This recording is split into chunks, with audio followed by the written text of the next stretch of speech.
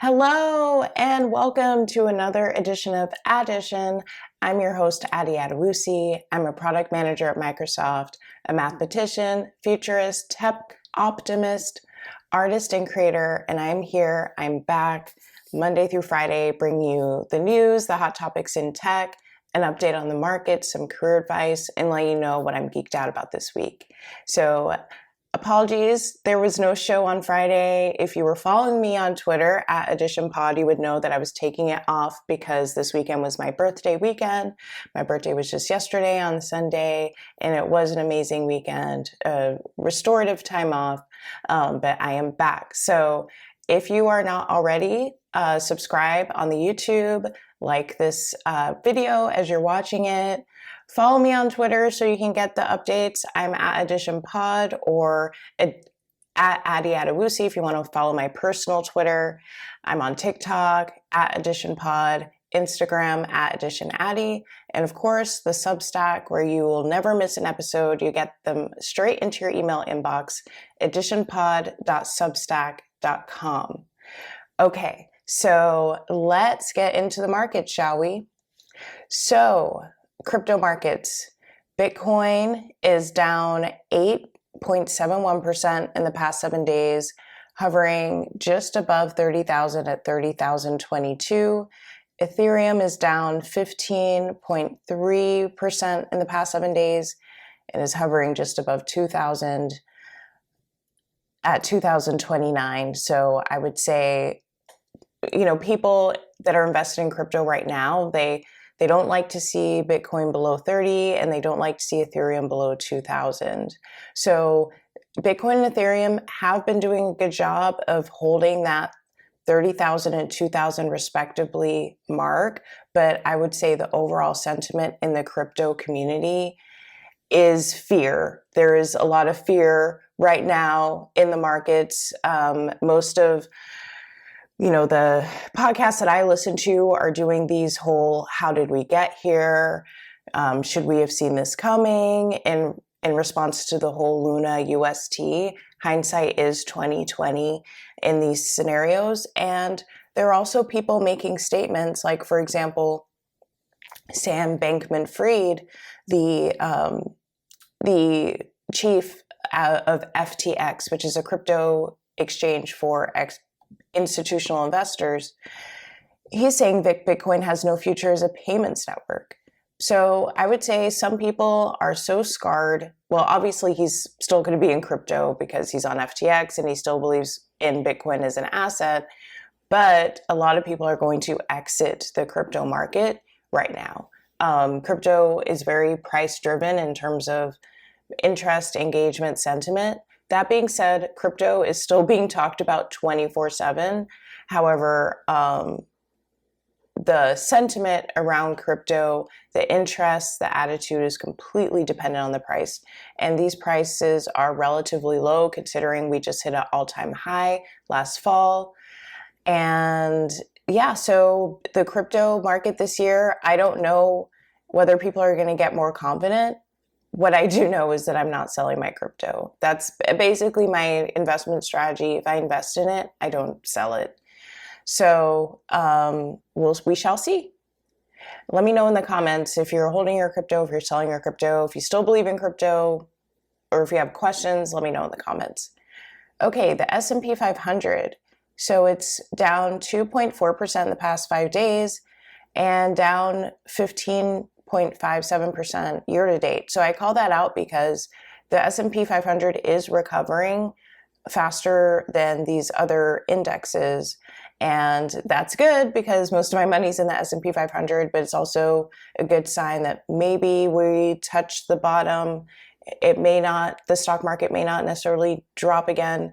So much value was erased from the markets these past 2 months and for tech stocks since last fall. So it is hard. It's easy to believe that we have hit the bottom in terms of stocks, but we can always go lower.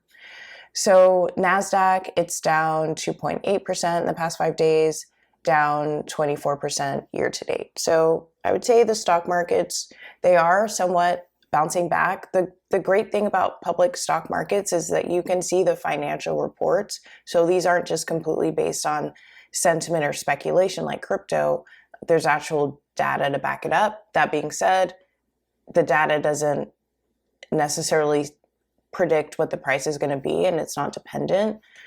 But at least there is more grounds for people to justify investing again. So another reason why I didn't want to necessarily record on Friday is that there hasn't been much news. There's just people, kind of reflecting and navel gazing over their and verbally processing their investments and what's going on in the market, and that's fine. I prefer to report news, but I do read these articles and that aren't really news, and I've been getting a sense of what's going on this past weekend. But what I'm seeing is a lot of people just reflecting on what happened and how we got here. There are a lot of bag holders, so people that are holding a stock or a crypto asset that has dropped significantly and defending them, using their platform to, reinstill confidence. So be careful of that. Like, make sure you know whether people are holding things or not. People comparing this to the .com boom and bust. So in the late 90s, early 2000s, there was a tech bubble that burst. A lot of people are comparing it to that. And I already mentioned the bottom signal of Sam Bankman-Fried saying Bitcoin has no future as a payments network. So as a reminder, my rule of thumb, pessimists sound smart, optimists get rich. So while this is not a great year for me returns-wise, I'm still going to continue investing in the stock market. I'm not selling my crypto. I'm not continuing to buy crypto either because I have other things to buy, like a car and a home, and I've already invested enough in crypto. But yeah, I'm staying invested. I'm just going to assume things turn around. Sometimes they don't. Like, my $100 that I put in Luna is completely gone, but sometimes they do recover. And all I need is one of my investments to work out to make up for everything else. Okay, so let's go to the hot topics in tech. Like I mentioned, there isn't that much news that I feel relevant to cover on this podcast specifically, but I will give you the update, or at least my take on the whole Elon and Twitter saga, where last Friday he said he was going to put the Twitter deal on hold over, basically implying that Twitter was not being accurate about what percentage of its users were bots, kind of indicating that he now wants to negotiate on this price. Realistically, because his wealth has gone down significantly, let me just pull up the price of Tesla here. Okay, so Tesla stock in the past, year to date, it's down 27.17%. And going back to the indexes, the S&P is down 15%, the NASDAQ is down 24%. So Tesla stock is doing worse than the market right now. And, lost my tab. Okay, and in the past 5 days, it's down 4.66%, whereas the S&P 500 is down 2.4 and the NASDAQ is down 2.8. So obviously, whatever is going on with Tesla right now is not actually helping the stock, especially Elon buying Twitter. So his wealth has gone down, significantly. And he has money invested in other things, but the vast majority of Elon's wealth is in Tesla stock. So basically, he's feeling poor and wants to negotiate this price right now. So he did say that he was committed to the acquisition, which I heard lawyers made him say. But it is kind of, a lot of people feel, like Elon may just be trolling everybody, like he never planned on buying Twitter in the first place.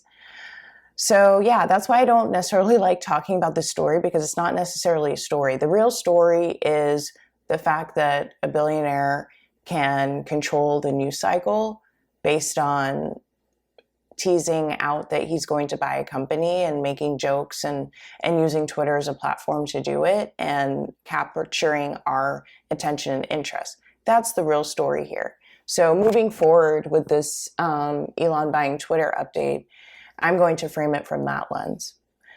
Okay, so also at Twitter, they had some layoffs. So they announced that they were going to freeze hiring as well as rescind some offers and cut costs. One of the people affected was their head of product, and he was actually laid off during maternity leave.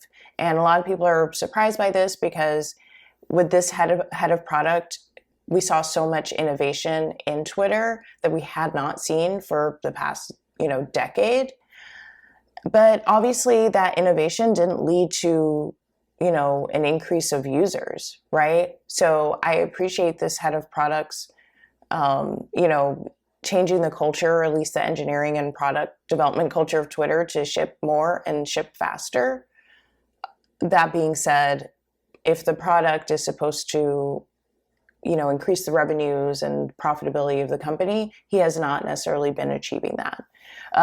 And Elon, the person who is trying to buy this company, basically is calling out all of the product improvements that should be put in place and essentially saying that he can do a better job than this guy, right? So unfortunate that he was let go during paternity leave. But I do see some signaling here where Twitter wants to show that they are capable of doing layoffs.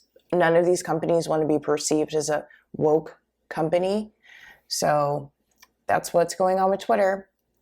And another update story. So Luna, the Luna Foundation Guard, left with 313 Bitcoin after the UST crash. And this is brutal. This is from Coinbase. I quote from the article: "The Luna Foundation Guard, official stewards of Terra's Bitcoin reserves, released a statement on Monday documenting how it dispersed millions of dollars worth of crypto in its failed attempt to maintain the peg of stablecoin Terra USD, or UST. In the statement, LFG notes that its Bitcoin reserves have been depleted almost entirely, from around 80,000 Bitcoin to about 300. The remaining assets, which mostly comprise of the crashed UST and Luna tokens, will apparently be used to compensate investors." So, first of all, people needed to advocate on Twitter for this information to be released. So people knew that the Luna Foundation Guard, had been buying Bitcoin for the purpose of saving a crash. They were not disclosing. So Do Kwon, the founder of Terra Luna and the Luna Foundation Guard, they had not been disclosing what was going on with this Bitcoin. So they made it transparent. They said that they spent pretty much 79,700 Bitcoin trying to save UST. And I also saw in the article that they're going to compensate the smallest investors first, which I do appreciate because, these hedge funds that were betting on Luna, they don't necessarily need to be bailed out. That being said, hopefully I get my $100 reimbursed, but I don't think that's what I don't know if I need that more than someone else, right? But I will take it.